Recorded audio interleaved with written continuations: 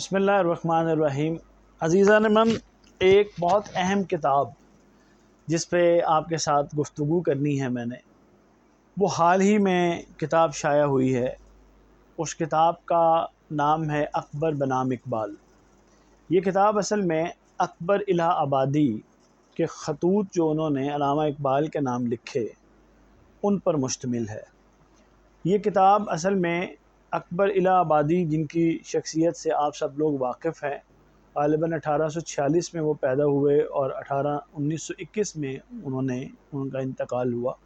اور اکبر الہ آبادی کو ہمارے ہاں سمجھیں ایک طرح سے اس زمانے میں بھی کہ طنز و مزاح کی شاعری کا بادشاہ گنا جاتا ہے، اور آپ یہ سمجھیں کہ نئی تہذیب جو مغربی تہذیب ہے اور اس کی پیروی کرنے والوں پر جس قدر شاندار چوٹ اکبر الہ آبادی نے اپنی شاعری میں کی ہے، اور اس کے علاوہ بہت سارے سماجی سیاسی معاملات میں وہ کسی اور نے نہیں کیے۔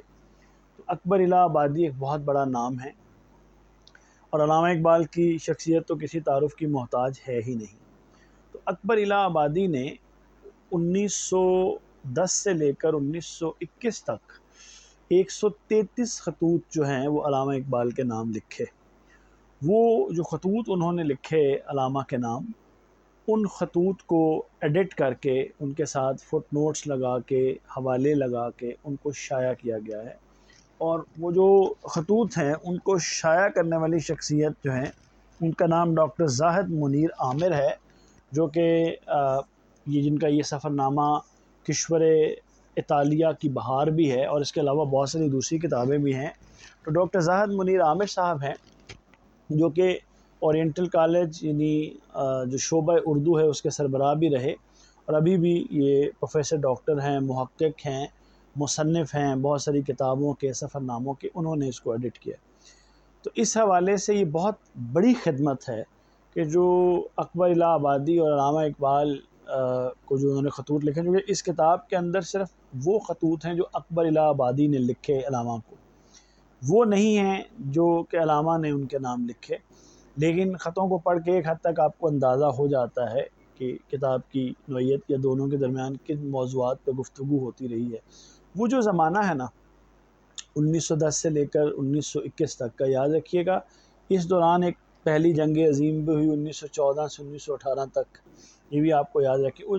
ان خطوط کو پڑھ کے اس زمانے کا جو طرز زندگی ہے، اس زمانے کے جو حالات ہیں، معاشی، سماجی اور سیاسی حالات، ان کی بھی جھلک آپ کو ان خطوط میں ملتی ہے۔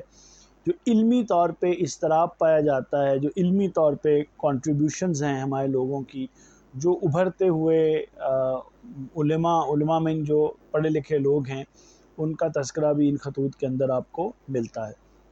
تو یہ جو خطوط ہیں 133 اکبر بنام اقبال، تو زاہد منیر عامر صاحب نے میرے نزدیک بہت بڑی خدمت کی ہے ان خطوط کو ایڈٹ کر کے ان کو شائع کرنے کی۔ مجھے یہ جو ہے وہ ایک بہت ہی عزیز دوست ہیں، انہوں نے کتاب ادھار دی تھی کچھ دنوں کے لیے، تو میں نے اس کو ان دنوں میں پڑھا، اور پڑھ کے اب میں نے سوچا کہ کیوں نہ آپ کے ساتھ بھی اس کے جو تاثرات ہیں، جو میری اس کے اوپر تاثرات ہیں، یہ جو گفتگو ہے وہ آپ کے ساتھ بھی کی جائے۔ تو جو خطوط ہیں ان سے ایک تو، کیونکہ یہ اکبر الہ آبادی کی تقریباً آخری جو 10 سال ہیں زندگی کے، انہوں نے 75 سال کی عمر پائی، تو آخری 10 سال سے متعلق ہیں۔ ان خطوط میں کوئی خط ایسا نہیں ہے جس میں اکبر الہ آبادی نے اپنی بیماری کا ذکر نہیں کیا۔ وہ بیمار ہیں، طرح طرح کے امراض ان کو لاحق ہیں جس کی وجہ سے پریشان ہیں۔ اس کے ساتھ وہ ان کی اہلیہ کا انتقال ہو چکا ہے، ان کا بیٹا ہے چھوٹا ہاشم، جو کہ بعد میں وہ بھی فوت ہو گیا۔ اس کی سکولنگ کے مسائل ہیں، اس کی پرورش کی ان کو فکر رہتی ہے، یہ آپ کو بہت زیادہ ملتا ہے۔ ان کو مالی سودگی تو حاصل ہے، ان خطوط سے معلوم ہوتا ہے، لیکن ان کو جو دوسرے سوشل چیلنجز ہیں، جو جس طرح بچے کی پرورش ہے، اس کی دیکھ بھال ہے، اس طرح کے مسائل جو ہیں وہ اس کا شکار ہے، لیکن اس کا ذکر انہوں نے بہت زیادہ کیا ہے۔ پھر اپنے خطوط کے اندر ان کی وابستگی اور ان کی توقعات علامہ اقبال سے بہت زیادہ ہیں، جس کا وہ بہت زیادہ ذکر کرتے ہیں۔ پھر علامہ اقبال کی جو اس وقت کتابیں جو ہے وہ شائع ہوئی ہیں، جاوید نامہ ہے، یا اس کے علاوہ اور کتابیں جو اس وقت تک ان کی شاعری ہے اس کے اوپر ان کا تبصرہ ہے. پھر وہ اپنے اشعار جو ہیں اس کا بہت زیادہ اس میں وہ ذکر کرتے ہیں. اور اس کے علاوہ جو علمی بحثیں ہیں وہ آپ کو کافی ساری اس کے اندر ملتی ہیں. اچھا، مثلا اس میں انہوں نے قرآن پاک کی بہت ساری آیات جو ہیں ان کے حوالے دیے ہیں. وہ علامہ اقبال سے کہ توجہ اس طرف دلاتے ہیں اور علامہ نے ان کی توجہ اس طرف دلائی ہے. پھر انہی خطوط کے اندر انہوں نے جو خواجہ حسن نظامی تھے دلی والے، ان کا جو علامہ اقبال کے ساتھ جو ایک علمی کہہ لیں کہ مناظرہ کہہ لیں یا جو بحث ہے مباحثہ ہے اس کی طرف انہوں نے کی توجہ دلائی ہے، اس کا ذکر کیا ہے اور علامہ سے بھی کہا ہے. اور یہ بھی کہا ہے کہ انہوں نے خواجہ صاحب سے بھی کہا ہے کہ بھئی آپ دونوں کی راہیں جدا نہیں ہونی چاہیے، آپس میں راہیں آپ کی ملی ہونی چاہیے. اسی طرح اکبر الہ آبادی جو ہیں انہوں نے اپنے خط میں ایک بہت دلچسپ بات ہے یہ ذکر بھی کیا کہ نہیں معلوم کہ آنے والے 40 سالوں میں میری شاعری یا میرا نام بھی کوئی جانتا ہوگا یا نہیں. پھر میں نے پڑھا اور اب میں جب دیکھتا ہوں تقریباً 100 سال ہو گئے ہیں، ہم نے بھی 40 سال سے اوپر میری عمر بھی ہو گئی، تو میرا خیال ہے بچپن سے ابھی تک ہم نے بھی اکبر کا بہت ذکر سنا. اور اب بھی دیکھیں کہ ان کے جو خطوط ہیں ان کو شائع کیا گیا، تو اکبر کی امید کے برخلاف آپ دیکھیں کہ اللہ تعالیٰ نے ان کے کام اور نام دونوں چیزوں کو زندہ رکھا ہے.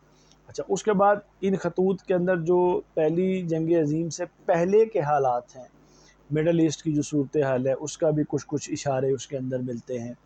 پھر اس کے بعد پہلی جنگ عظیم کے بعد جو صورتحال پیدا ہوئی ہے جس میں خلافت ختم ہو گئی ہے، جو عرب دنیا مڈل ایسٹ ہے اس کو برٹش اینڈ الائز ہیں انہوں نے اپنی مرضی سے اس کو شیپ اپ کر دیا ہے، اس کا نقشہ اپنی مرضی سے کر دیا ہے. اس پہ اشارے ملتے ہیں.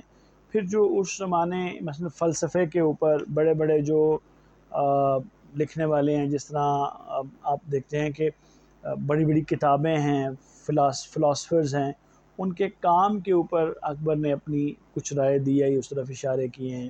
اور علامہ سے کہا ہے کہ وہ بھی اس طرف جو ہے ان کی توجہ دلائی ہے، ان کے ساتھ اس کے اوپر ذکر کیا ہے، بحث کی ہے. تو وہ خطوط میں مثلا بہت مختصر ہیں، زیادہ تر صرف چند خطوط ایسے ہیں جو 1 یا 2 صفحوں سے زیادہ کے ہیں. میں آپ سب لوگوں کو دعوت دوں گا کہ آپ یہ خطوط ضرور پڑھیے اور اکبر الہ آبادی جو ہیں ان کی ذہانت اور علامہ اقبال اور دوسرے جو صاحبان عبد الماجد ریا آبادی تھے، جو دوسرے صاحبان تھے، ان کی طرف ان کا رجحان اور کس طرح ایک نسل دوسری نسل کو اپنا ورثہ منتقل کرتی ہے اور ان سے ان کے لیے جگہ چھوڑتی ہے، اور اس طرف آپ کو رجحان جائے گا. اور اس زمانے میں جو زبان و بیان کیا تھا، لکھنے کا، کمیونیکیشن کا جو سیٹ اپ ہے، تو آپ بہت محظوظ ہوں گے. امید ہے کہ آپ کو یہ مختصر تاثر پسند آیا ہوگا. بہت شکریہ.